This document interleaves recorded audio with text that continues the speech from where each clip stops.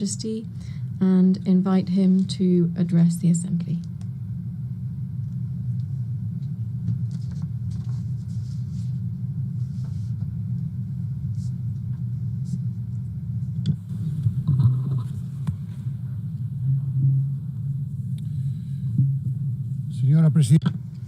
Madam President, Mr. United Nations Secretary General, heads of state and government, ambassadors, authorities, ladies and gentlemen, a very good morning to you.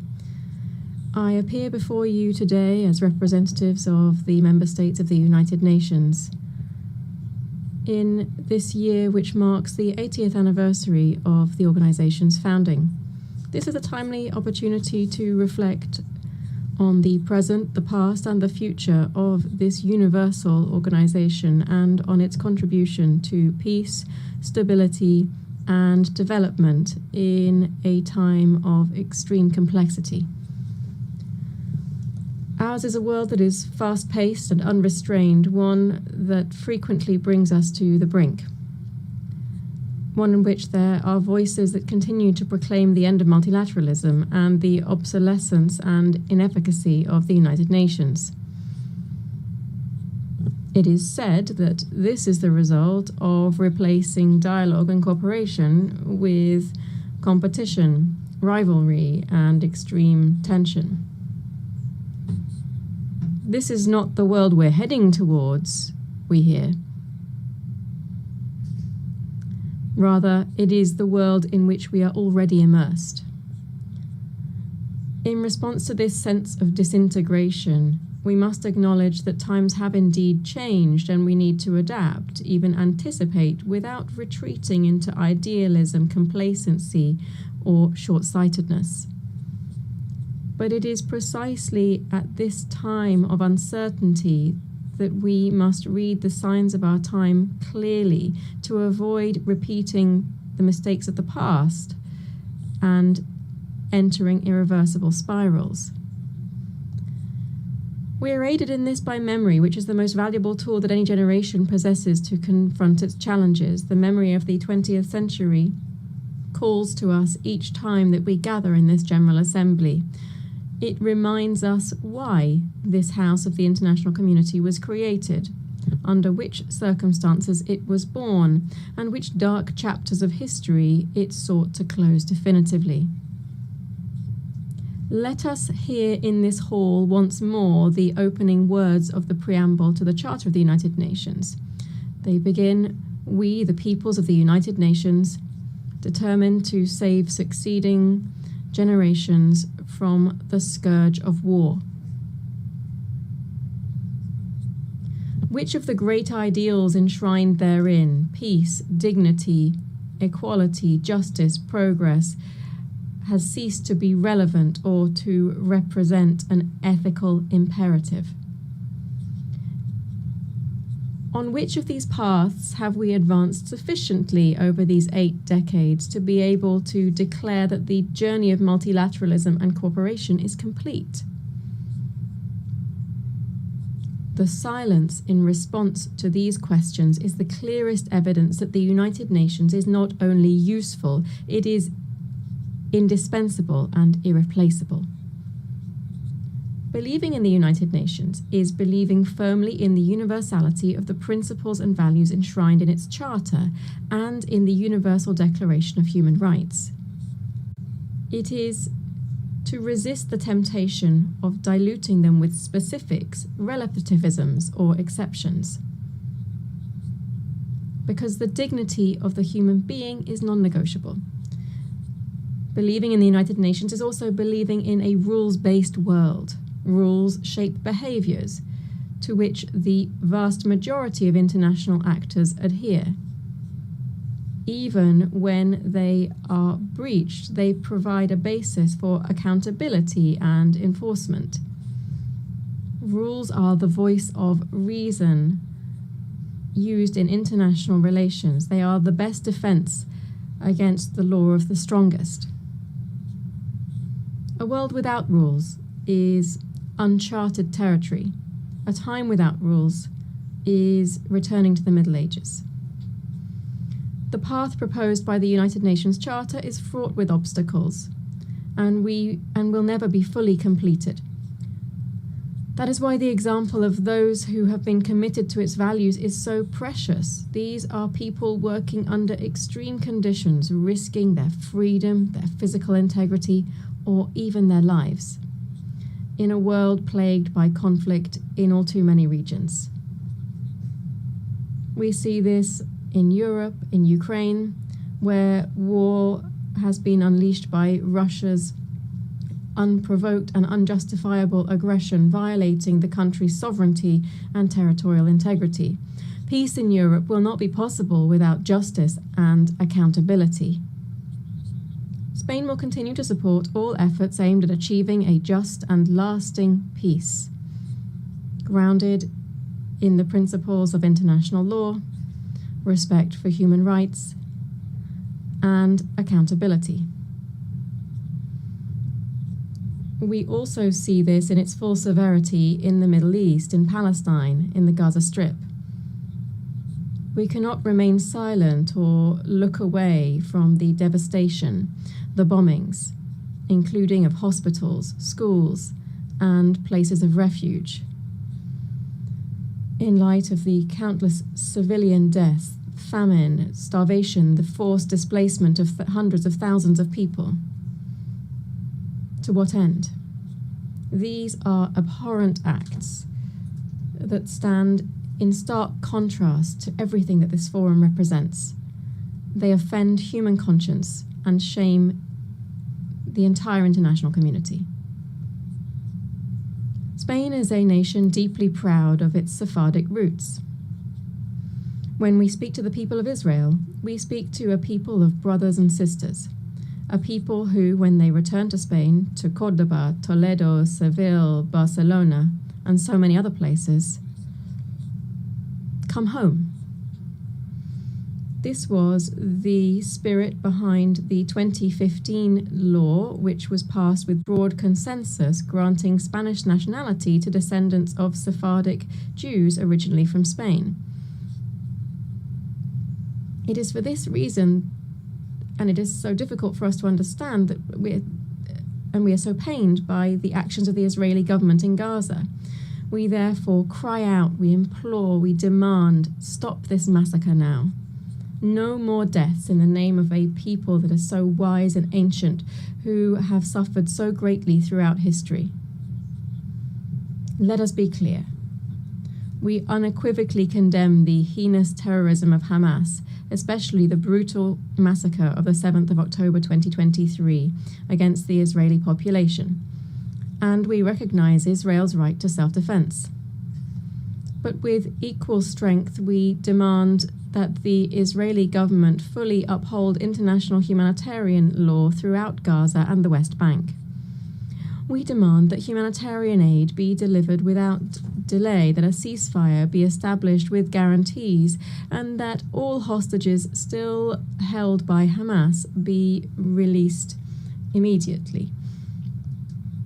The international community must shoulder its responsibility to achieve as soon as possible a viable solution that would include the existence of two states, the recognition of the state of Palestine by an increasing number of member states of this organization, to which Spain added its voice this past May, must contribute to achieving a just and definitive regional peace based on the implementation of United Nations resolutions and on the universal recognition of the State of Israel. President, delegates, as we know, many conflicts are both caused by and result in resource scarcity, state fragility, and inequality. The gap between current realities and the fulfillment of the 2030 Agenda remains vast, and the current funding shortfall for sustainable development exceeds $4 trillion per year. The call for efficiency and resource optimization made at the 4th International Conference on Financing for Development that we held recently in Seville must be sustained. Accordingly, Spain, in line with the consensus-based commitment adopted there, has launched the Seville Plan for Support to Multilateralism. We have increased our contributions to international development funds, and we have reaffirmed our commitment to defending human rights, gender equality, and the environmental transition, which are central and distinctive elements of our foreign policy. Allow me to briefly address each of these three areas. First, human rights. Spain is, as of this year, a member of the Human Rights Council, enabling us to continue advancing causes such as the fight against racism, the abolition of the death penalty, and the promotion of economic, social, and cultural rights, while at the same time persisting in the struggle against all forms of discrimination. Because we support plural, open societies in which all citizens participate, and we are concerned by the erosion of democracies, the growing disaffection towards values that are essential to democratic coexistence. In these confusing times, which are testing our capacity for dialogue, we must remain steadfast in our commitment to these values. In harmony with these principles, we believe that immigration, when properly managed, is a vector of mutual development for countries of origin, transit, and host countries. We believe that the human rights of migrants must therefore be the principal reference for our actions. Therefore, we fully support the implementation of the Global Compact on Migration and the Global Compact on Refugees. Secondly, I wish to refer to gender equality. This year marks the 30th anniversary of the Beijing Declaration and Platform for Action. It is therefore a fresh opportunity to reaffirm our commitment to real and effective equality. This is not merely a step forward in human rights, but above all, a matter of justice. Spain aspires to remain a global beacon in areas such as sexual and reproductive rights, the fight against sexual and gender-based violence, and the increased participation of women in leadership roles and in decision-making processes. Third, the environment. The triple planetary crisis that we are facing, climate change, pollution, and biodiversity loss, demands strengthened governance and sufficient resources to accelerate a just energy transition. This must enable us to triple renewable energy capacity, double energy efficiency, and to continue decarbonizing our economies. These are goals that are as ambitious as they are essential, and doubt must be completely excluded from the equation here. Spain calls for consensus and ambition ahead of COP30, which will be held in Brazil this November. There are other just as important challenges, including managing the impact of the transformative revolution known as artificial intelligence, which can accelerate progress on the 2030 agenda if we know how to direct it towards a fair and equitable digital transformation. And in health, the global dimensions of which were tragically evident during the recent COVID pandemic, we welcome here the consensus reached on the pandemic agreement. This strengthens the central role of the World Health Organization within the global health architecture. Madam President, Spain's foreign policy is built around three fundamental axes based on geography, history, and conviction. These are towards Africa and the Mediterranean, towards the Americas and the Atlantic, and towards Europe. I would like to share some thoughts on these three areas. Spain is well aware that Africa represents a strategic global interest of the highest order. The present is marked in certain countries by structural deficiencies and some brutal conflicts and wars that receive insufficient attention when compared with others that I've already referred to. Here I'm referring to numerous peacekeeping operations in the region to which Spain contributes decisively.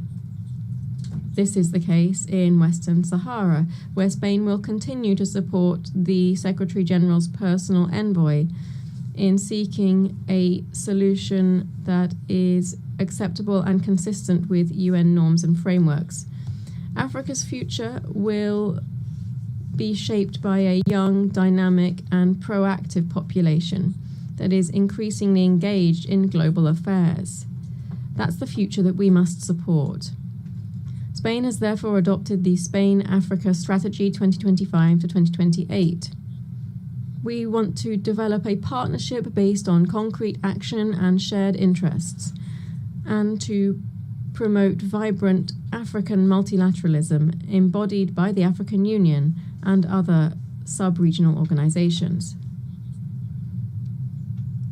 Strictly bilaterally speaking, I must mention the special relationship of neighborliness and cooperation that binds us to the Kingdom of Morocco, which in recent years has been revitalized to the benefit of our peoples.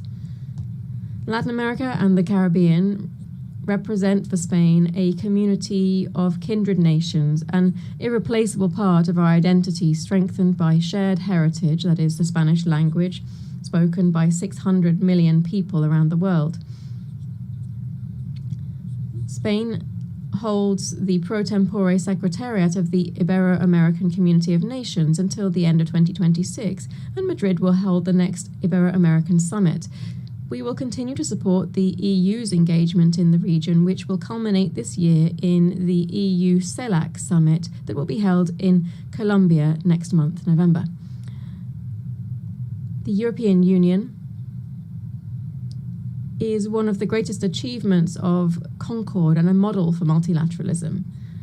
Its voice is more necessary than ever in these times. We therefore advocate for a union that is increasingly effective, cohesive, secure, and competitive on the global economy. I think it's important to recall that on the 11th of June this year, we launched a definitive political agreement regarding the key aspects of the future accord between the European Union and the United Kingdom. This was a historic agreement that respects Spain's position on sovereignty and jurisdiction over Gibraltar, which will bring confidence, legal certainty, and stability to the lives of the populations of the Campo de Gibraltar and Gibraltar itself. Madam President, I began speaking about the past and present of the United Nations, and I shall dedicate my last few words to its future. In these times of severe budgetary constraints, I call on all member states to reaffirm their commitment to this organization. I encourage all of its personnel, led by the Secretary General, to persist in their enormous efforts towards efficiency and effectiveness, prioritizing those areas whose neglect would represent an unacceptable breach of the ethical standards that must always guide their work. We continue to believe in the need to advance reform initiatives, and we offer our capacity for dialogue and consensus building, as well as our firm multilateral conviction in this endeavor. On this 80th anniversary, which coincides with the 70th anniversary of Spain's accession to the organization, I wish, Madam President, to renew my country's recognition of all of the men and women working within the United Nations. You are the custodians of the memory of the 20th century and the guardians of the hopes invested in the 21st. And it is now, when so many questions are surrounding multilateralism and cooperation, that we need you most. Thank you very much.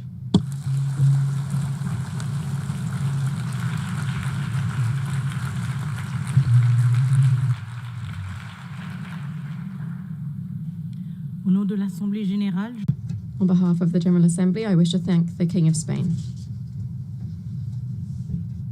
The Assembly will now hear an address by His Excellency Volodymyr Zelensky, President of Ukraine.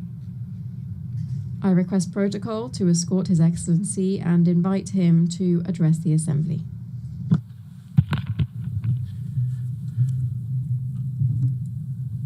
Madam Chair, Deputy Secretary.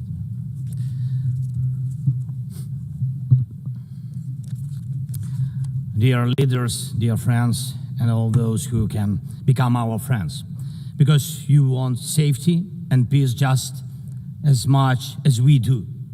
Today, no one but ourselves can guarantee security. Only strong alliances, only strong partners, and only our own weapons. The 21st century isn't much different from the past. If a nation wants peace, it still has to work on weapons. It's sick, but that's the reality. Not international law, not cooperation. Weapons decide who survives. Excellencies, you know perfectly well international law doesn't work fully unless you have powerful friends who are truly willing to stand up for it. And even that doesn't work without weapons. It's terrible, but without it, things would be even worse. There are no security guarantees except friends and weapons. No Ukrainian choice this kind of reality. And knowing our people, they would have chosen a different priority. Ukrainians are peaceful people, but they are people who want to live freely in their own independent country. That's why we invest in defense. For many nations, there is simply no other way left. Nations can speak about their pain from stages like this, but even during bloodshed, there isn't a single international institution that can truly stop it. That's how weak these institutions have become. What can Sudan or Somalia or Palestine or any other people living through war really expect from the UN or the global system? For decades, just statements and statements. And even everything happening in Gaza remains without a way out. Even now, Syria, after all the changes, still has to appeal to the world to ease the sanctions that are choking its economy. It has to ask and wait. Syria deserves stronger support from the international community. And as Russia's war against my country goes on, people are still dying every week. Yet there is no ceasefire because Russia refuses. Russia abducted thousands of Ukrainian children, and we have brought some of them back. And I thank everyone who's helped. But how long will it take to bring all of them home? Childhood slips away faster than adults are able to help. Look at Israel. Nearly 2 years have passed and hostages still haven't been freed. They must be freed, but even that still hasn't happened. And for years, there have been no real answers to other threats, either chemical weapons and famine used as a weapon.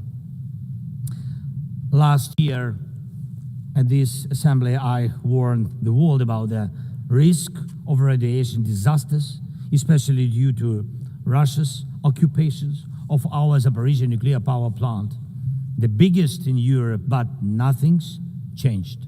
Nothing's. And yesterday, the plant went into blackout again, and Russia hasn't stopped shelling even in areas near a nuclear facility. And because of international institutions are too weak, this madness continues. Even being part of a long-standing military alliance doesn't automatically mean you are safe. Just recently, 19 simple Russian drones violated Polish airspace, and only 4 were shut down. Luckily, they were not Shaheeds or even worse. Otherwise, the results would have been horrific. Estonia had to call a UN Security Council meeting for the first time in history because Russian fighter jets deliberately entered its airspace. Moldova is defending itself again from Russia's interference. We have helping Moldova, and Russia's trying to do to Moldova what Iran once did to Lebanon. And the global response, again, not enough. We have already lost Georgia in Europe. Human rights and the European nature of the state system are only shrinking there. Georgia is dependent on Russia. And for many, many years, Belarus has also been moving toward dependence on Russia. Europe cannot afford to lose Moldova too. It's important to remember how the world once ignored the need to help Georgia after Russia's attack, and how the moment was missed with Belarus. How Moldova must not be lost. And for Europe, supporting Moldova's stability is not costly, but failing to do so will come at a much higher price. That's why the EU needs to help Moldova now with funding and energy support, not just words or political gestures. We must not forget about protecting the rights of people and the rights of nations in regions where these rights are under threat. The UN Charter and the Universal Declaration of Human Rights must apply everywhere. But the Taliban in Afghanistan dragged a whole country back into the dark ages. Cartels in some Latin America countries are more powerful than the government there. This is all about collapse of international law and the weakness of the international institutions. And so it's about the rise of weapons. Weapons decide who survives. Excellencies, yesterday President Trump stood right here in this hall, and God saved him from a murder attempt during the campaign. A shot was fired from a rifle, and just a fraction of an inch saved his life. Just days ago, President, along with hundreds of thousands of Americans, honored the memory of Charlie Kirk. Sadly, his life was cut short by a bullet. Once again, violence with a rifle in hand. We also mourn the Ukrainian woman, Irina Zarutska. She was brutally killed with a knife here in America, the very country where she was seeking refuge from Russia's war. And almost every day when we open the news, we see headlines about violent attacks happening all around the world. Most of it is done with weapons. People are already used to, but weapons are evolving faster than our ability to defend ourselves. Now, there are tens of thousands of people who know how to professionally kill using drones. Stopping that kind of attack is harder than stopping any gun, knife, or bomb. This is what Russia has brought with its war. It used to be that only the strongest countries could use drones because they were expensive and complex. Now, even simple drones can fly thousands of kilometers. War tech doesn't care about geography anymore. It's now reshaping it. Just recently, airports in Europe had to shut down because of drones. Authorities couldn't even say what kind of drones they were, who sent them, or from where. Last week, North Korea announced the test of a tactical strike drone. That means even countries with limited resources can now build weapons that are dangerous to their neighbors. Ukraine and nations like Saudi Arabia know all too well how dangerous Iranian attack drones are. But what happens when all the types of drones become available, even to small terrorist groups or cartels?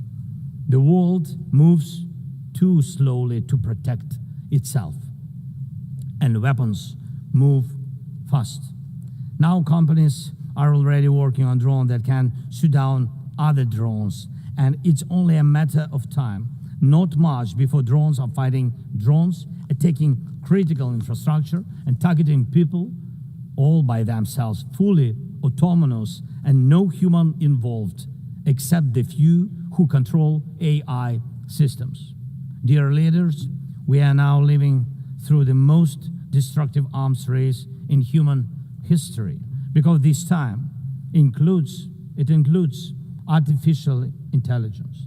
And if there are no real security guarantees except friends and weapons, and if the world can't respond even to old threats, and if there is no strong platform for international security, will there be any place left on Earth that's still safe for people?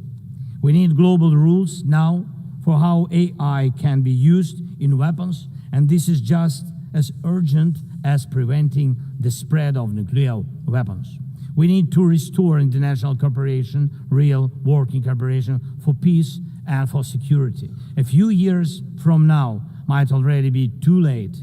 10 years ago, war looked different, and no one imagined that cheap drones could create dead zones, areas stretching for dozens of kilometers where nothing moves, no vehicles, no life. People used to imagine that only after a nuclear strike.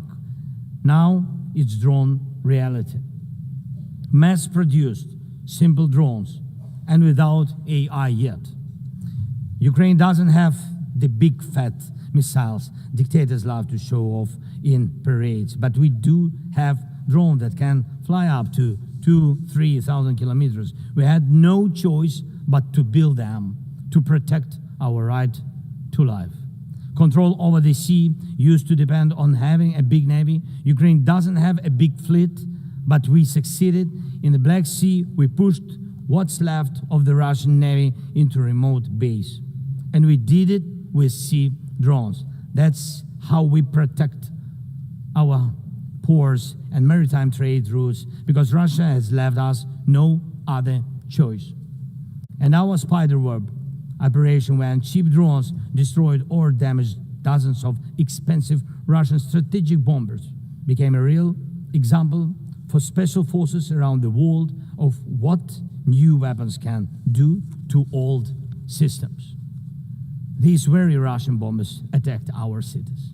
And none of this would have happened if Putin had not started this full-scale aggression, full-scale war. And every year that this war goes on, weapons become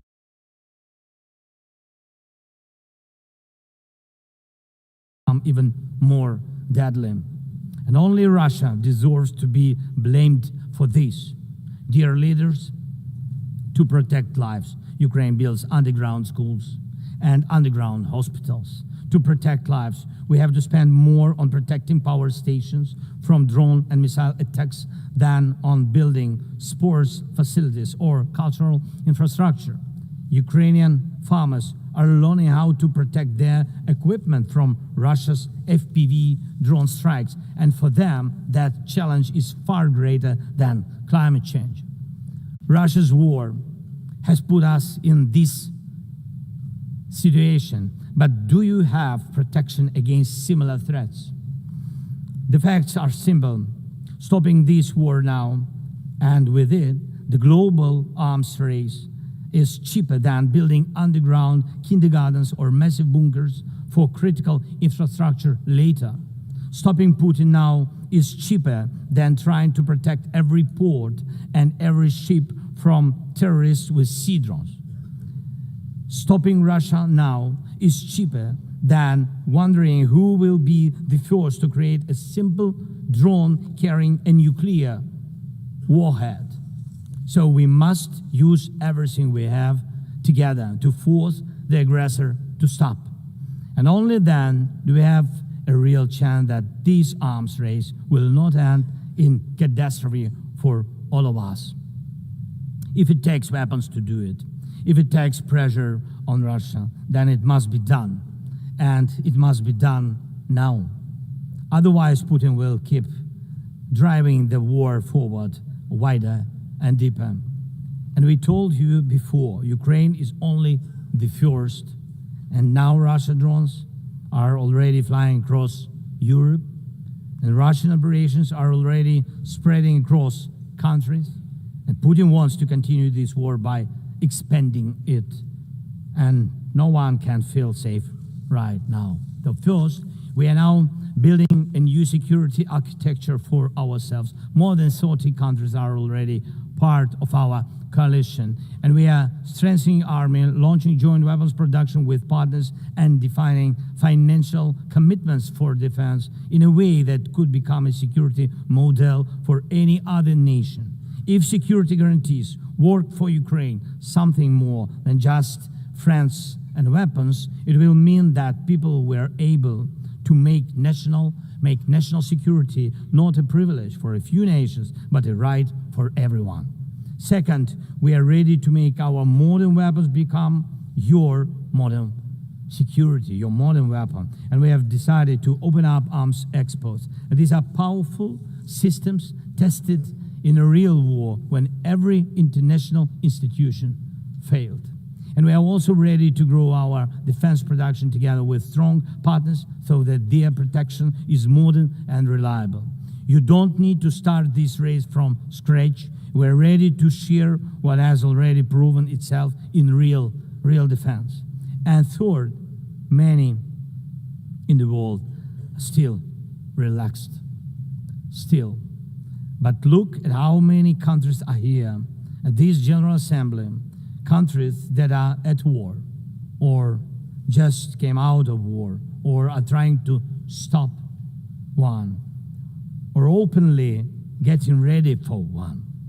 War has already reached too many people to pretend it has nothing to do with you. So it depends on you. Whether you help peace or continue trading with Russia and helping Russia to fund this war, it depends on you. Whether prisoners of war will be freed, whether abducted children will come home, whether hostages will be free. It depends on you. What will define existence? War like now, or our joint strong actions as it should be? Yesterday we had a good meeting with President Trump, and I also spoke with many other strong leaders, and together we can change a lot. Of course, we are doing everything to make sure Europe truly helps. And of course, we count on the United States. I appreciate the support we are receiving. Yes, much depends on the G7 and G20, but in the end, peace depends on all of us, on the United Nations. So don't stay silent while Russia keeps dragging this war on. Please speak out and condemn it. Please join us in defending life and international law and order. People are waiting for action. Thank you so much. Slava Ukraini.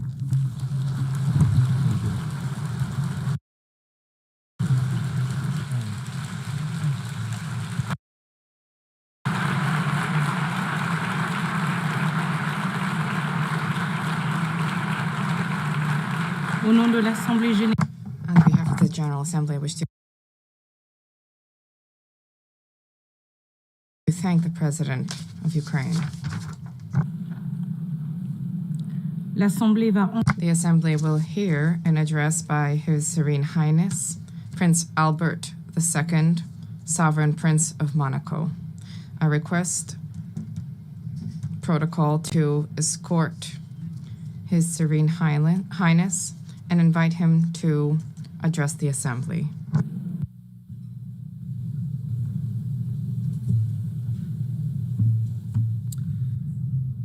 Madame la Présidente de la...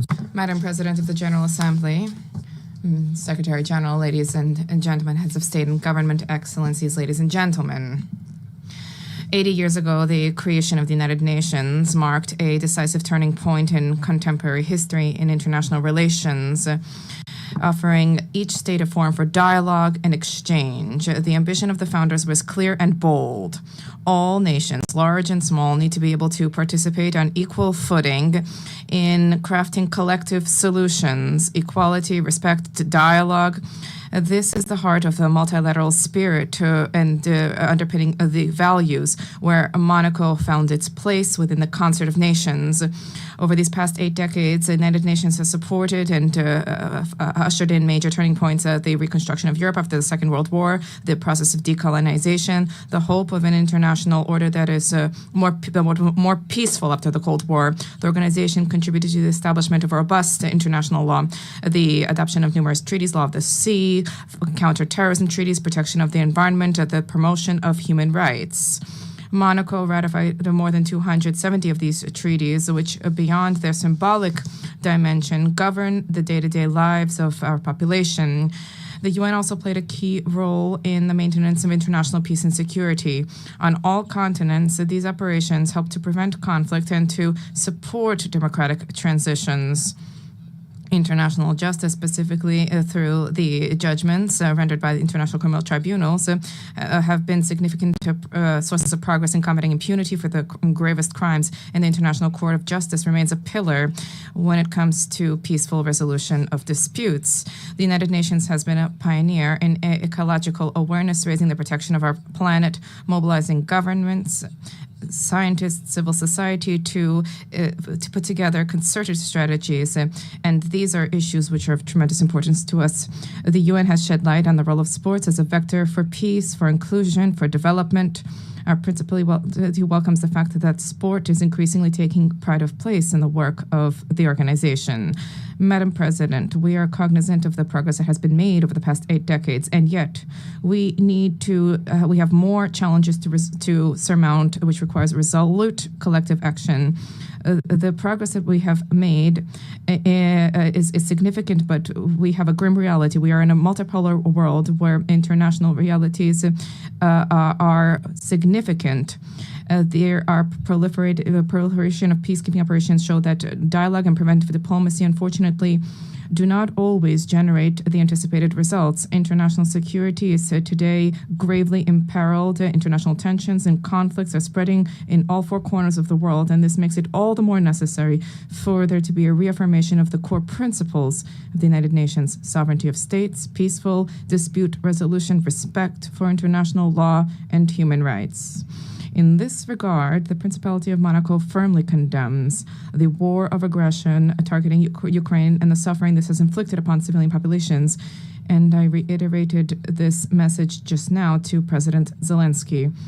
I cherish the hope that a just and lasting negotiated peace agreement can be found soon to guarantee security and to rise to the expectations of the Ukrainian people. In the Middle East, violence has generated unacceptable human suffering casualties. The risk of regional conflagration requires that there be an immediate de-escalation, protection of civilians, the unimpeded delivery of humanitarian assistance, and a sincere relaunch of the peace process on the basis of the 2 states.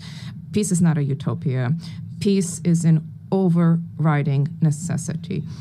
These security-related challenges are compounded by environmental challenges. The international community recently met in Nice for the 3rd UN Conference on Oceans, vehemently recalling the need to act for the protection of seas and oceans. The Principality organized, before the conference, a Blue Economy and Finance Forum. Heads of state, economic leaders, investors, philanthropists, development banks, NGOs, 1,800 participants arrived from nearly 100 countries, responding to the call to mobilize more financial resources to invest in a sustainable, regenerative blue economy. And yet, the commitments made notwithstanding, there are still challenges. BBNJ was adopted in January last, and this should lead us to implement immediately measures for the conservation and sustainable use of the diversity in the high seas. The fight against climate change is a responsibility, a historic responsibility. Acceleration of extreme events requires credible, immediate, financed responses. We are traversing a significant difficulties. There is science which is accessible, abundant, more reliable than ever before. The Paris Agreement, the 10th anniversary of which we are marking this year, provides a structured, transparent framework which should generate robust trust among all stakeholders. This year, new nationally determined contributions have been published, and this is a reflection of the need to be more and more ambitious. I wish to recall that these ambitions are carry moral significance, particularly vis-a-vis young people and succeeding generations, but also, as was recently recalled by the ICJ in the advisory opinion. And in this regard, and in accordance with the new collective goal for financing, which was adopted in Baku last year, I decided that my country will double specific financing under climate agreements, and this is by 2028. Let us not forget that there's a need to invest in countering climate change, but there's a need to take into account the depletion of biodiversity throughout the world. COP17 and the Biological Diversity Convention, October 2026, will be held in Yerevan. This is a key opportunity to transform the commitments into reality, specifically when it comes to financing and meaningful protection of ecosystems. Madam President, we cannot pass over in silence the alarming setbacks in human rights, freedom, the repression of freedom, civil society, excessive use of force. These are all undermining the very basis of civilizations and are resulting in a loss of trust of citizens vis-a-vis systems. Women's rights are a key pillar for peace, for development, and for justice. 30 years after the Beijing conference, gender equality between men and women has still not been fully universally attained, and this remains a key priority, which is something we need to reaffirm. There's an urgent need to generate collective commitment to combat violence against women and girls and against all kinds of persecution which they endure, including in conflict-affected areas. No society can be prosperous if such inequality persists there. Likewise, no society can develop without taking care of its young population, because young people are not just the future of the world. Young people are the present. 30 years after the World Youth Program, it is incumbent upon us to raise the role of young people in discussions on the economy, civic life, access to education, employment, digital issues. This is not a privilege, this is a right. Madam President, public global health is a key. Non-communicable diseases are the main cause of premature deaths, and there's a need for cross-sectoral mobilization to address this challenge. I welcome the key role of the WHO with the global action against these diseases, but there's a need to move further to strengthen synergies among the stakeholders to improve the effectiveness of action, particularly among budgetary constraints. The fourth high-level meeting on this issue should generate new momentum to intensify prevention and to provide universal access to high-quality care. Madam President, the 80th anniversary of the United Nations offers an opportunity to breathe new life into multilateralism, to reform its operations, and to address the liquidity crisis. Reform of the United Nations should restore people's trust and to establish an effective structure and based on core values. The United Nations is the only universal body which is capable of defending sovereignty of states and embodies the ideal of cooperation amongst peoples.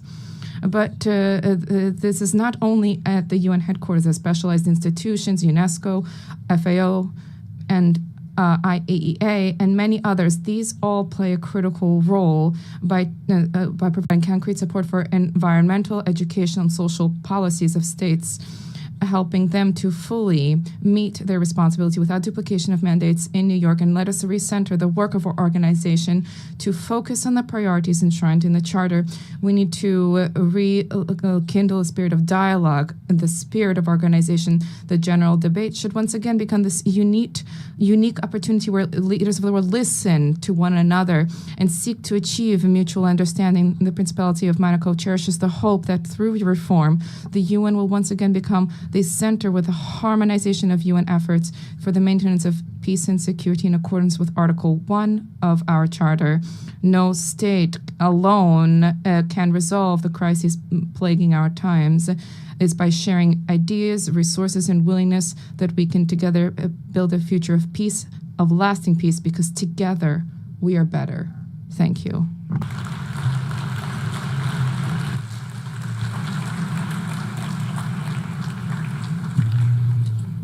Au nom de l'Assemblée générale, je tiens On behalf of the General Assembly, I wish to thank the Sovereign Prince of Monaco. l'Assemblée va en The Assembly will hear an address by His Excellency Masoud Pezeshkian, President of the Islamic Republic of Iran. I request protocol to escort His Excellency and invite him to address the Assembly.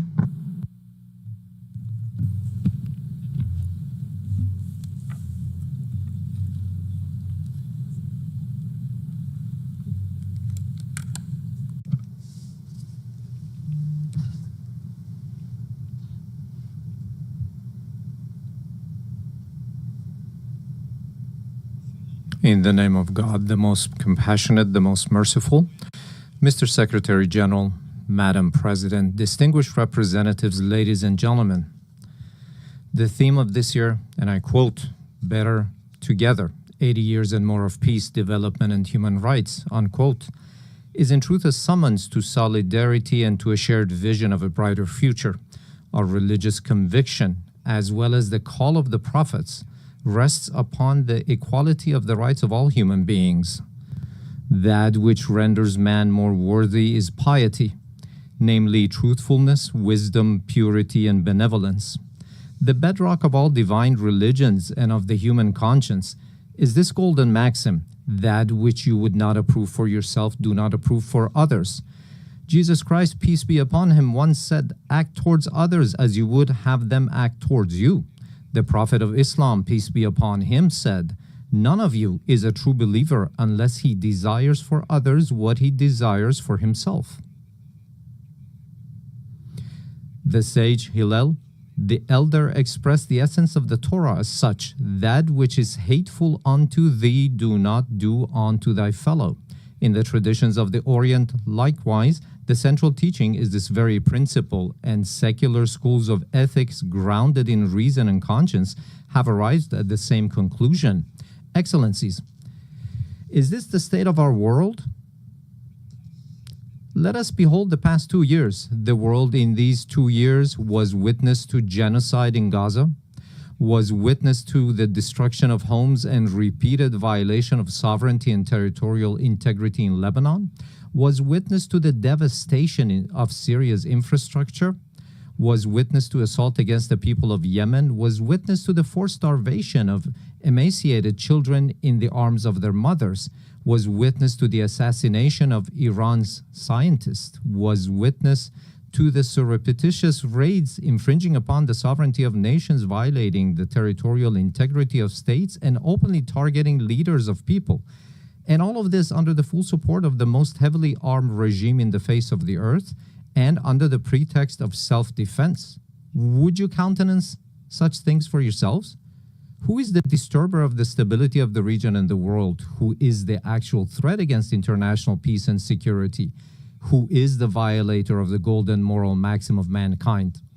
Excellencies, ladies and gentlemen, you all bore witness that this past June, my country was subjected to a savage aggression in flagrant contravention of the most elementary principles of international law. The aerial assaults of the Zionist regime and the United States of America against Iran's cities, homes, and infrastructures, precisely at a time when we were treading the path of diplomatic negotiations, constituted a grave betrayal of diplomacy and a subversion of efforts towards the establishment of stability and peace. This brazen act of aggression, in addition to martyring a number of commanders, citizens, children, women, scientists, and intellectual elites of my country, inflicted a grievous blow upon international trust and the very prospect of peace in the region. Should we fail to confront such perilous breaches of international norms, these aberrations shall spread to engulf the world. the assault upon nuclear facilities under safeguards and international supervision, the open attempt to assassinate leaders and duly constituted officials of UN member states, the systematic targeting of journalists and members of the press, and the killing of human beings who solely by the reason of their knowledge and expertise are converted into military targets. Again, would you countenance such acts for yourselves? With this behavior, they have killed at the very least over 35,000 innocent civilians in Gaza. They have deprived them of food, drinking water, medication, and proper health care. Those who have perpetrated such crimes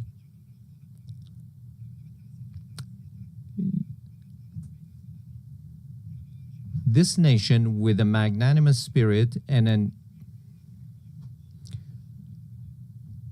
the systematic targeting of journalists and members of the press, and the killing of human beings who solely by the reason of their knowledge and expertise are converted into military targets.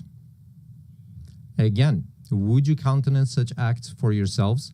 Those who have perpetrated such crimes must know that Iran, the most ancient continuous civilization upon the face of the earth, has ever stood steadfast against the tempests of history.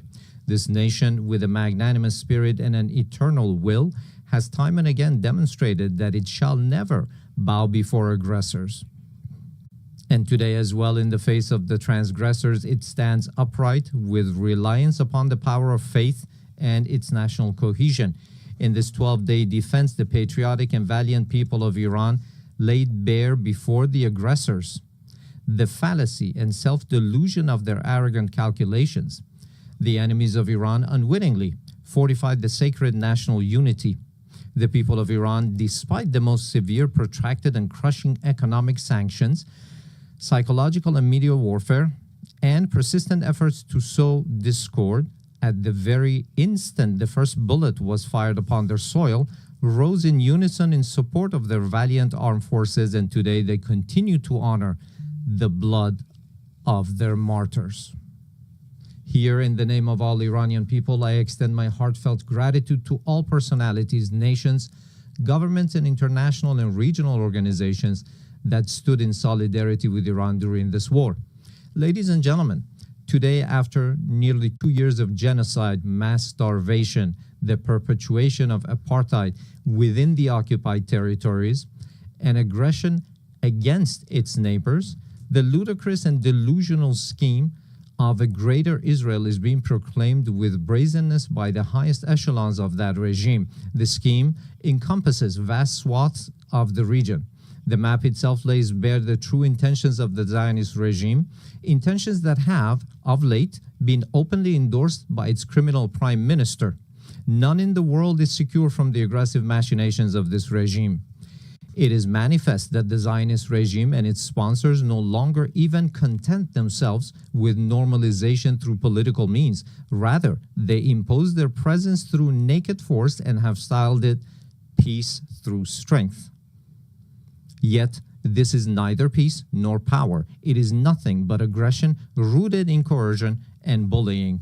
But we envision our powerful Iran alongside powerful neighbors within a strong region with a radiant future. A future in which we stand together against a grand project that imposes genocide, destruction, and instability upon the region. A future in which collective security is assured through genuine mechanisms of defensive cooperation and joint response to threats. A future in which human dignity and cultural diversity are cherished as foundational values. A future in which collective development is realized through joint investment in infrastructure and modern sciences. A future in which energy security and the equitable use of vital resources from the pillars of economic stability. A future in which the environment is safeguarded for posterity. A future in which national sovereignty and the territorial integrity of states are regarded as non-negotiable principles, a future not in pursuit of peace imposed by force, but founded upon strength derived through peace. In such a strong region, slaughter and bloodshed shall find no place. It is for this very reason that my country has, for many years, been among the staunchest advocates of establishing a region free of weapons of mass destruction. Yet those who themselves possess the largest nuclear arsenals and who, in flagrant breach of the NPT, make their weapons even deadlier and more destructive, have for years subjected our people to pressures on the basis of spurious allegations. Last week, 3 European states, having failed through a decade of bad faith and thereafter by supporting military aggression to bring the proud people of Iran to their knees, at the behest of the United States of America, sought by means of pressure, coercion, imposition, and manifest abuse to reinstate against Iran the Security Council resolutions that had already been terminated. In doing so, they set aside good faith. They circumvented legal obligations. They sought to portray Iran's lawful remedial measures taken in response to the United States' withdrawal from the JCPOA and to Europe's breach and utter incapacity as a gross violation. They falsely presented themselves as parties of good standing to the agreement, and they disparaged Iran's sincere efforts as insufficient. All of this was in pursuit of nothing less than the destruction of the very JCPOA, which they themselves had once held as the foremost achievement of multilateral diplomacy. This unlawful measure, which has also met the opposition of certain members of the Security Council, possesses no international legitimacy and will not garner the approbation of the international community. I hereby declare once more before this assembly that Iran has never sought and will never seek to build a nuclear bomb. We do not seek nuclear weapons. This is our belief based on the edict issued by the supreme leader and by religious authorities. Therefore, we never sought weapons of mass destruction, nor will we ever seek them. Whereas those who disturb the peace and stability in the region lies in Israel, but Iran is the one that is being punished for those actions. There is a poem that roughly says something to the effect that someone in one side of the world does something to disturb the peace and someone else is punished for those actions. Ladies and gentlemen, the Islamic Republic of Iran welcomes peace and stability. We believe that the future of our region and of the world must be built upon cooperation, trust, and shared development. In this framework, Iran supports the peace process between the Republic of Azerbaijan and the Republic of Armenia and hopes that its outcome shall be enduring and serve as a foundation for improved relations between these two neighboring states. Iran also hopes that the efforts to bring an end to the war in Ukraine may result in a just and lasting agreement between Russia and Ukraine and bring solace to the human suffering caused by this crisis. Iran welcomes the defensive pact between the two brotherly Muslim countries, the Kingdom of Saudi Arabia and the Islamic Republic of Pakistan, as a beginning for a comprehensive regional security system with the cooperation of the Muslim states of West Asia in the political, security, and defense domains. Finally, Iran condemns the criminal aggression of the Israeli regime against Qatar, which resulted in the martyrdom of a number of Palestinian and Qatari nationals, and declares its support and solidarity with the government and people of Qatar. Ladies and gentlemen, true security is not achieved through force, but through confidence building, mutual respect, regional convergence, and multilateralism grounded in international laws. Based on this foundation, a call upon all to practice listening to one another instead of raising voices, to re-examine the intellectual premises of polarization and political violence, which today ensnares not only the international community, but also renders societies internally with tension and turmoil. To uphold as the common denominator of all beliefs and cultures the principles that whatever we do not approve for ourselves, we should not impose upon others, instead of distorting concepts and narratives with biased interpretations.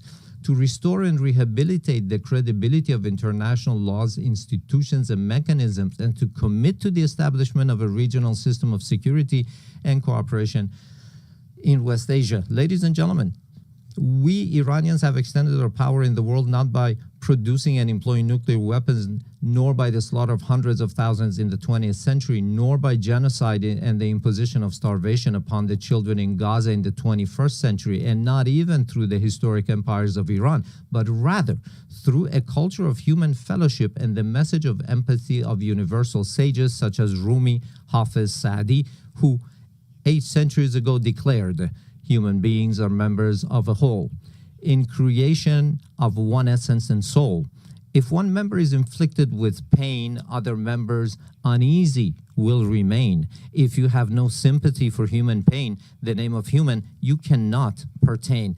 Those criminals who bully by murdering children are not worthy of the name human being, and assuredly they shall never prove to be trustworthy partners. Relying upon its time-honored tradition of altruism and human fellowship, Iran is a steadfast partner and a trustworthy companion for all peace-seeking countries, a friendship and a partnership grounded not in fleeting expediency, but in dignity, trust, and a shared future. We, the upright people of Iran, by standing firm against lawless marauders, have surmounted with honor the injustices, discriminations, and double standards imposed upon us. And today, with an opportunity-oriented outlook, we have transformed this historic achievement of the Iranian people into a platform for a leap toward a hopeful future. Let us together, with you, turn threats into opportunities. I thank you.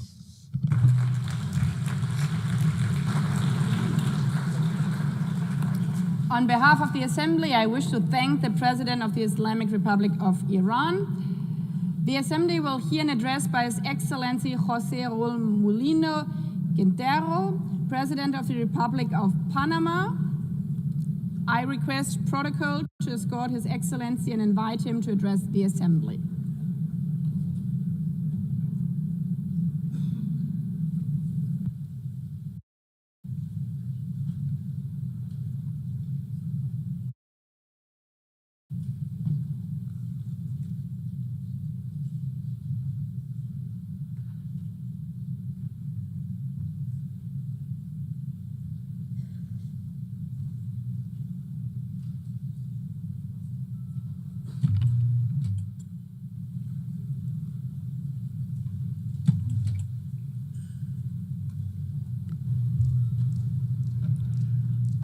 Muy buenos días. A very good morning, Madam President, distinguished heads of state and government, honorable delegates. On behalf of the Panamanian people, with profound respect and renewed hope, I appear before this honorable assembly on the 80th anniversary of this organization, which remains a beacon for peace, cooperation, and progress. Panama has been committed since the signing of the Charter of San Francisco in 1945 to peace building, security, sustainable development, and human rights. Over these 8 decades, our country has championed multilateral diplomacy and public international law as a cornerstone of our foreign policy. The UN 80 initiative, presented by the Secretary General Antonio Guterres, offers an opportunity to reflect on the past, to raise awareness of present threats, and to envision a fairer future. We firmly believe that today more than ever, we must strengthen the value of multilateralism to respond to global challenges and crises as a tool to mitigate asymmetries among nations. In this regard, I wish to highlight that multilateral policy contributed to our country's removal, for instance, from discriminatory lists imposed by the European Union and the Financial Action Task Force. Since it does not make sense to be a member of the Security Council of this organization while at the same time appearing on lists alongside countries that promote terrorism. we believe it is the right time to undertake a comprehensive reform to make the Security Council more effective, to make the General Assembly more representative, to make specialized agencies more inclusive, and, above all, to reduce bureaucracy. Panama, just like other countries, calls for greater representation of Latin America and the Caribbean in decision-making bodies. The time has come to update the architecture of multilateral governance. Our region is the world's leading exporter of food. It is home to a strategic canal linking the Atlantic and the Pacific, and it holds more than 50% of the planet's biodiversity. We are major suppliers of minerals. We possess the largest freshwater reserves. We live together in peace, and we strive to preserve this. All of these elements make us a key global actor, and we must ensure that our representation reflects our role and our global significance. In line with our mission to contain and prevent the tragic outcome of a global war, which was its fundamental raison d'être, the United Nations is also facing a challenge of promoting urgent action to achieve the Sustainable Development Goals.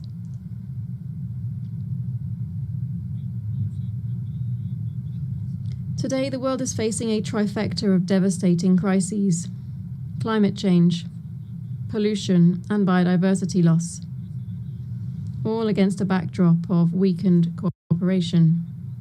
The response to these crises must be swift and united. In response, Panama has put forward its Nature Pledge, which is our pact with nature. This is a new way of understanding environmental and climate policy, integrating our obligations on climate, biodiversity, and land into a single national commitment. In practice, Panama is pledging to curb its emissions by 2035. Even as a carbon-negative country, we believe there's always room to take further steps towards sustainability for future generations. To this end, we will be restoring 100,000 hectares of priority ecosystems, including mangroves and water basins, because nature, we think, is our front line of defense against climate change. Panama trusts in a renewed United Nations, one that strengthens digital security and international cooperation with ethical and inclusive principles, that supports just energy transitions, and one that upholds freedom of expression. In this spirit, we reaffirm our unwavering respect for freedom and democracy in our region, which continues to suffer from instability at the hands of those who disregard the popular will expressed through the ballot box, or who simply do not permit open and transparent elections. We aspire to be a member of the United Nations that is capable of preventing conflicts before they arise, that can better respond promptly to humanitarian emergencies, that better coordinates its field agencies, and that more faithfully represents the diversity of peoples across the globe. Panama has offered to host offices of United Nations system organizations to support reform efforts under the UN 80 initiative.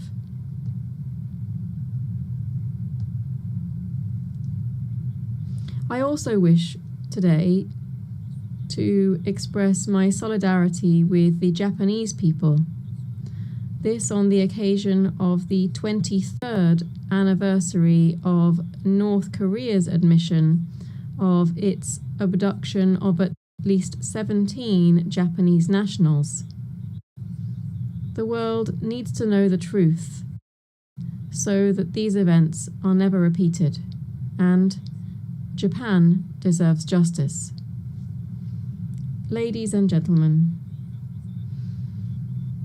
I cannot let this opportunity pass without highlighting that we have now completed a quarter century since our canal was transferred into Panamanian hands.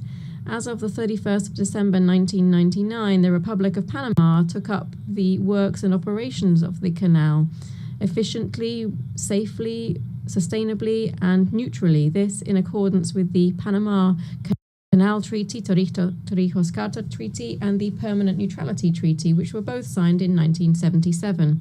Since then, we have administered the waterway in exemplary fashion, contributed to the country's economic development, and operated the canal for the benefit of international navigation. Over this period, Panama expanded the interoceanic route using our own resources to meet the demand of larger vessels. Now we are taking another step forward. We are supporting the Panama Canal Authority in the development of the Rio Indio Reservoir. This is an ambitious project to ensure water supply for our population and the canal, so that vessel traffic is not threatened by recurring droughts in our region. Our waterway serves more than 180 maritime routes and more than 140 nations, and approximately 4% of global trade passes through it. We are committed to ensuring efficiency in support of international logistics. Before this assembly, Panama once again reaffirms its serious and sustained commitment to the regime established under the treaty concerning permanent neutrality, to which the protocol of which numerous states have adhered to. Neutrality is the best formula to safeguard the security of our canal, a global public good. The Panama Canal is neutral, open to the world, and a facilitator of more integrated international trade. It is and shall remain Panamanian. Ladies and gentlemen, Panama, as you know, holds a non-permanent seat on the United Nations Security Council for the 2025-2026 term. This past August, we held the rotating presidency of the Security Council. We viewed this role as a responsibility to maintain a strong voice in favor of peace, sovereign equality of states, justice, international law, and respect for agreements among nations. We have also stressed the importance of maritime security as a priority during our participation in the Council. Panama's national identity is closely linked to maritime transport.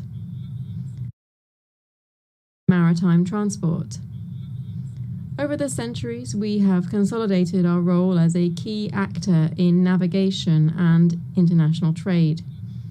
Piracy, arms and drugs trafficking, and illegal fishing all affect trade and the global maritime transport system. As a transit nation and a logistics hub in our continent, Panama proposes to strengthen cooperation among specialized agencies, including through a regional network to promote maritime security. This would operate under the umbrella of ocean governance and in accordance with international law. I wish to reiterate before this assembly the work that this organization needs to undertake to mitigate the effects of illegal migration driven by organizations that are either directly or indirectly linked to drugs trafficking. For years, millions of people have been passing through our Darien region, which is on our border with Colombia. And yet, in just 1 year in office, we've reduced the flow of migrants heading north to zero. That crisis was resolved, thus meeting the promise to shut down illegal crossings through the Darien. The humanitarian and environmental consequences were extreme. The suffering of women and children subjected to abuse and the pollution of one of the world's world's most biodiverse areas. These continue to cause pain to those of us who have had direct contact with the situation. Today we are seeing north-south migration on a much smaller scale, but which renews our commitment to the orderly transit of people so that they may return home. I must say that while the migratory crisis has been resolved, the causes of mass emigration remain unaddressed. The fact that our country has resolved this scourge doesn't mean that we should let up in our demands for concrete responses, such as in the case of the border between Haiti and the Dominican Republic, which is facing unchecked migration that also has an effect on the entire region.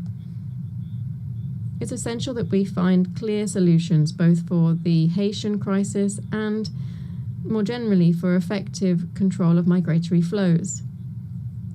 We are currently suffering from the growth of another illegal activity, which is drug trafficking.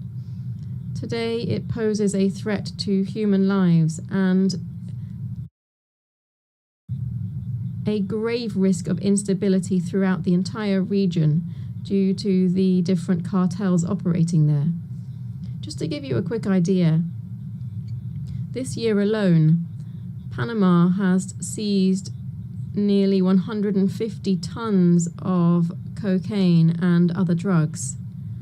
This is an historic and alarming figure, one which compels us to step up our efforts to seek greater cooperation and to galvanize resources in a struggle that must be a common cause among all nations of the world. Honorable members, next year, the Amphictyonic Congress of Panama, convened by the liberator Simón Bolívar, will celebrate its bicentenary. Its proposal was for an international system based on the sovereign equality of states, justice, law, and international cooperation to achieve the people's common goals. We hope that this commemoration will serve as a new starting point for international cooperation, one that respects and elevates the values of sovereignty, peace, and peaceful coexistence, values that must guide our work in this and other global fora. Honourable members, before this forum of global peace and international cooperation, I reiterate the faith of the Panamanian people in the United Nations system. At times of crisis, when the winds of unilateralism, polarization, and fragmentation are blowing, Panama will raise its voice in defense of multilateralism. Panama will remain an enthusiastic member of the United Nations, a defender of international law, and a tireless proponent of global peace. Because, as this year's theme reminds us, we are stronger together, and only together can we build a fairer and more humane future for all. Thank you very much.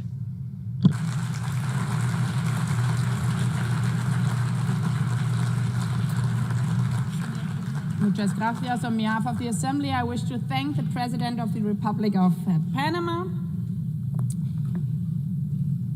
As the Assembly will hear an address by His Excellency Petr Pavel, President of the Czech Republic, I request protocol to escort His Excellency and invite him to address the Assembly. Protocol to escort His Excellency and invite him to address the Assembly.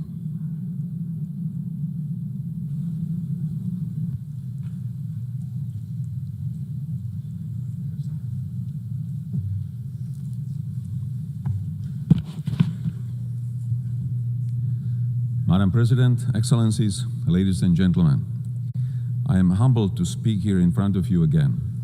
Today, I wish to address two main issues: United Nations achievements and necessity of its reform, and prospect of multilateralism in the light of Russian aggression. 80 years ago, the United Nations was founded with great hope to prevent war and destruction, never to repeat the horrors of World War II. My country proudly stood amongst the founding nations, signing the charter that would become our collective moral compass. Since 1945, we have witnessed remarkable achievements. The United Nations helped to prevent another full-scale world conflict. It assisted in dissolution of colonialism and rise of new sovereign countries in Asia, Africa, Europe, and Latin America. Together, we created a robust multilateral system of rules and global cooperation in international security, human rights, and economic development. Together with the UN, we have fought famine, disease, illiteracy, and poverty in some of the world's most vulnerable regions. Dozens of peacekeeping missions have helped to ease tensions in conflict zones. Thanks to its long-standing efforts, the UN has helped transform countless lives and laid the groundwork for a better world, a world which is more humane and more cooperative. It provided a platform where even the smallest nations can speak out and be heard. The UN remains the only institution where the world can collectively confront global crises. Not with weapons, but with dialogue, shared responsibility, and pressure where necessary. UN's greatest achievement is not perfection, it's persistence. With many devastating conflicts ongoing, Russia's invasion of Ukraine has significantly transformed the global security landscape. Since the last general debate a year ago, our world has not become more secure. On the contrary. In the game of smoke and mirrors, Russia continues targeting civilians, civilian infrastructure, foreign diplomatic missions, and most recently, even our neighboring country, Poland. Not to forget the acts of hybrid warfare on our own territory. These range from disinformation campaigns and attempts to undermine public trust, to cyber attacks, and even acts of sabotage carried out by mercenaries recruited online. Despite being the largest country on the map, Russia still aims to seize Ukrainian territory and expand its sphere of influence. Backed by China, Iran, North Korea, and other countries that help it circumvent sanctions and provide economic or political support. Russia, a permanent member of UN Security Council, is not only violating the principles of state sovereignty and territorial integrity enshrined in the UN Charter, but also sets a dangerous example and precedent, sending the message that aggression can yield territorial and political gain and remain unpunished. Ladies and gentlemen, our multilateral system was created on the premise that rules apply to all without exception. The consequences of this war go far beyond the news headlines. This war threatens to dismantle our system of governance based on mutual respect, equal partnership, and rules we all subscribe to. What is happening in Europe today could happen anywhere else tomorrow, under different circumstances, but under the exact same pretext. If Russia wins this unjust war, it will legitimize the triumph of brute force. Turning a blind eye to Ukraine today is a green light to any future aggressor anywhere in the world. Disruptions of the status quo in the Taiwan Strait or elsewhere in the Indo-Pacific would further destabilize global security and trade. Geographical distance offers no protection. Security in one part of the world is directly linked to security everywhere. Tolerating the principle of might makes right will lead to the end of multilateralism and the beginning of life under principles dictated by a powerful few. It would be a future with history deliberately rewritten, with lies promoted as facts, and with truth slowly disappearing from our discourse and memory. Just the opposite of what most of our nations fought for in the previous century. The heroism of Ukrainian people, their willingness to sacrifice for freedom, and global solidarity with Ukraine demonstrate that most of us still believe in universal values and in our responsibility to defend them. To achieve sustainable peace, we democratic allies from all over the world must act in unity and intensify our economic pressure on Russia. This is the only way to bring the aggressor to the negotiating table. Such peace, based on the existing international law, including territorial integrity and the right of self-determination, is in the interest of not only European countries, but of the whole international community. Any future peace agreement must send a clear message worldwide that aggressor must not be rewarded and borders cannot be changed by force. Ladies and gentlemen, the structure of the UN was based on the outcome of the World War II. Today, one of the UN Security Council permanent members is waging a ruthless war while obstructing any constructive solutions put forward. It is in light of these new geopolitical realities that we need a strong and effective UN system capable of responding to today's global challenges, from security threats and climate change to rapid evolution of new technologies. Otherwise, we risk sliding into a world that is more fragmented, more dangerous, and far less predictable. Czechia welcomes the UN 80 initiative and the commitments in the Pact for Future. Yet these ambitions stand in stark contrast with today's reality. In the light of Russian aggression against Ukraine, the UN Security Council is currently failing its purpose and mission. Therefore, we advocate for a comprehensive reform of the UN Security Council for greater effectiveness, inclusiveness, transparency, and accountability, with the aim to honor the principles of UN Charter and to strengthen the voice of underrepresented regions. Freedom and human rights are not granted entitlements. They are hard-won principles that must be cherished and protected. Security Council membership should not be seen as a matter of prestige or privilege, but above all, a responsibility to defend global peace. That's why Czechia is seeking a non-permanent seat on the UN Security Council for the term 2032-33, with a clear commitment to uphold the rules-based international order.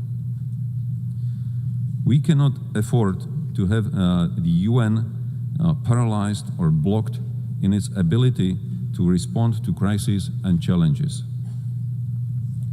Current urgent crises are already consuming too much of our attention and resources at the expense of other major, equally pressing issues. Madam President, ladies and gentlemen, as I mentioned in the beginning of my speech, the UN significantly improved the quality of life of billions, including through access to education, healthcare, and services.